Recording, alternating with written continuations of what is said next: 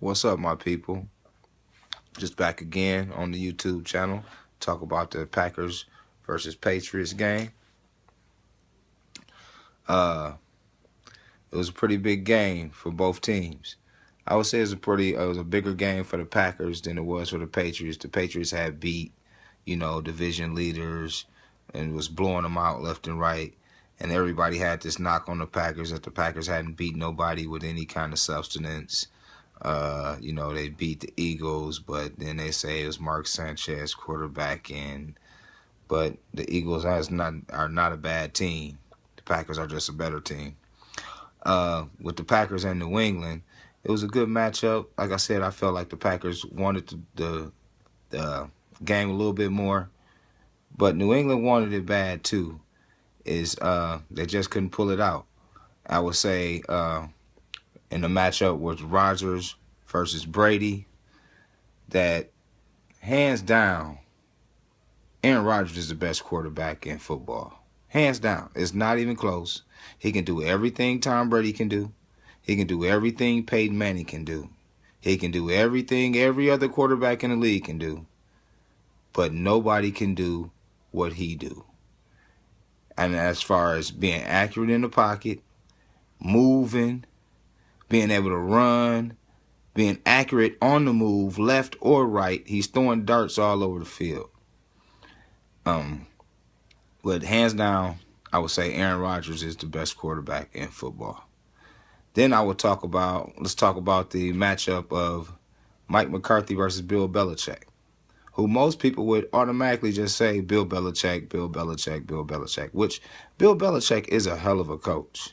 He changes his strategies every week to game plan for different teams. He's going to exploit your weaknesses. But on Sunday, Mike McCarthy has something for him. The different formations that he used, knowing what Belichick likes to do with his defense, Mike McCarthy and Aaron Rodgers was ready for pretty much every look they got from Bill Belichick.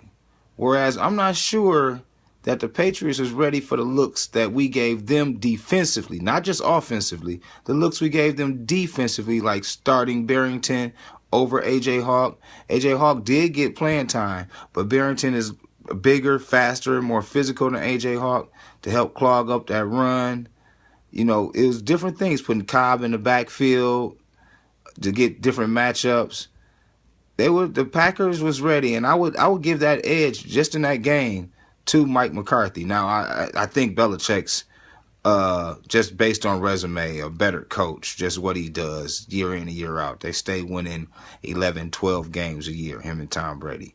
So until Mike McCarthy can do that with Aaron Rodgers, I still give the edge to Belichick. But in that game, Mike McCarthy outcoached Belichick. Then I wanted to look at the matchup about the receivers versus their DBs. Now, in my opinion, in my humble opinion, New England has probably the best secondary as far as the way they match up with the opposition's receivers. Probably the best secondary in the game. Legion of Boom. I'm not really sold on Legion of Boom or on Richard Sherman, because Richard Sherman stays on one side of the field, and he has now Legion of Boom. They probably got the best safeties in the game. Their safeties is what makes the Legion of Boom go. But Richard Sherman being on one side of the field, not being able to move around, they're moving Brandon Browner around, they're moving Revis around. They got him playing in the slot, they got him playing outside, they got him on Cobb, they got him on Jordy. Like, New England has a very good secondary. And for Aaron Rodgers to throw for 360-some odd yards against that secondary lets you know how bad of a man Aaron Rodgers really is. The way they used Cobb to get him open, to get him free releases, they had him the receivers stacked, they had him in the backfield, they sent him in motion. They made sure that Cobb was going to get off. And they even got Jordy Nelson off a little bit on the play right at the end of the half to pretty much win the game. That touchdown against Revis right before halftime was, I would say, the clincher of the game. It was the turning point in the game. New England had just came back. got cut the lead to 2, 16-14. After that, we went down with a minute left. 45 yards later, Jordy Nelson's running away from everybody. And I don't know when people are going to start saying that Jordy Nelson is a top 5 receiver in this league, but let him keep sleeping. Jordy Nelson gets it done. Somebody else who was huge for the Packers receivers was Davante Adams. Now, Davante Adams stepped up big time yesterday with I'm not sure how many catches he had, but he had his first 100-yard game. He did have a big drop at the end that would have sealed the game. Like, that just would have sealed it with a kiss, the big touchdown. But he did step up, and they exploited it. They exploited that, okay, if you're going to double-team Jordy and you're going to try to take Cobb away with physical man-on-man coverage, we're going to go 3 wide. Who you going to cover the third receiver with? You can't double everybody. You don't have Revis, and you only got Revis and Browner. The next corner is the issue with New England. Now, that's the problem with New England, the next corner. Whereas in Seattle, they can put the safety. He can play corner or safety, or they play zone where their safeties can cover really well, and they put the hit down too. Whereas Bill Belichick in New England, they wanted to go more man-to-man because they don't have the safety play that's that good to match up like that. So they got to bring in the nickel. And then once that nickel back was exploited, Aaron Rodgers was in the zone. Once him and Davante Adams got to connecting early, he got in the zone. He missed him a few times. It was real windy yesterday, so he missed him a few times. But once he started connecting with him, he got in the zone, and then he just was reading the defense like it was Braille. He was all over their defense. We punted one time the whole game. If it wasn't for red zone deficiencies, that game would have been a blowout. The Packers would have easily blown them out if it wasn't for red zone deficiencies. I give New England some credit, but I give more blame to the Packers. It's like 60-40 on their red zone deficiencies. And then last but not least, I want to say the unsung hero for yesterday's game for the Green Bay Packers was the offensive line. Now, Aaron Rodgers did get sacked, I think 3, maybe 4 times. But there was times where Aaron Rodgers had 9, 10 seconds to complete a pass.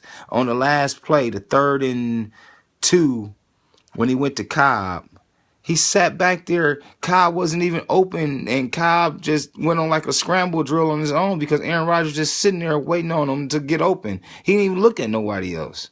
Cobb ran all the way across the field and caught it for the first down to seal the game.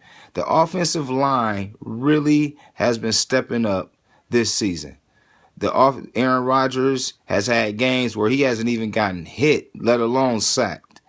You know, the offensive line, they're opening holes for Eddie Lacy now. He had 21 carries plus a couple of catches. You know, as long as Eddie can get anywhere from 17 to 25 touches, the Packers are probably going to win that game. If Eddie Lacy gets the Packers probably win that game. And that's all predicated on the offensive line play. If the offensive line is opening the holes up for Eddie Lacy, he's going to get the ball more, which makes Aaron Rodgers even more dangerous.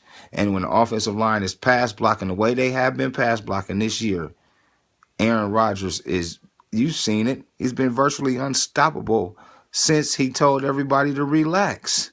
He's been in a zone. He hasn't thrown an interception at home in 2 years. So to sum it all up, it was a good game.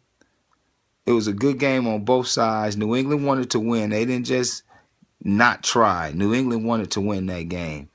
And at the same time, with New England wanting to win, the Packers was about 3 plays away from blowing New England off the field. Literally. They about 3 plays. I'll say that's another, let's say 12 points. Plus they missed a field goal. So you say another 15 points, and that score ain't even close. So we'll see if the Packers can keep it up, ride this momentum right into the playoffs. If they do and get home field advantage throughout, look out for the rest of the NFL and the NFC. I'm out.